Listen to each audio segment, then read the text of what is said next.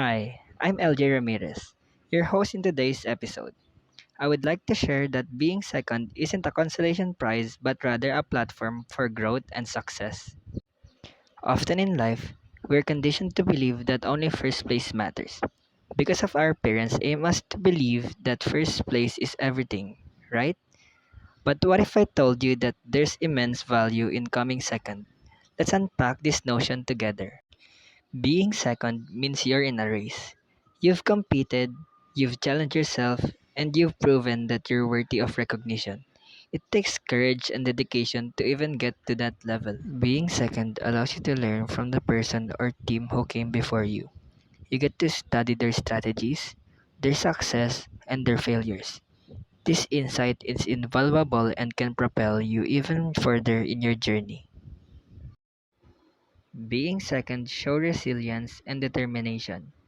It is easy to give up when you don't win, but true champion use setback as fuel for future success. Coming second build character and fortitude. Being second opens doors to new opportunities. Just because you didn't clinch the top spot this time doesn't mean you won't in the future. Many successful individuals and organizations started off as runner-up. The next time you find yourself in second place, remember, it's not a reflection of your worth or abilities. It's a stepping stone towards greatness. So, in conclusion, loss aversion is a tendency to avoid losses over achieving equivalent gains.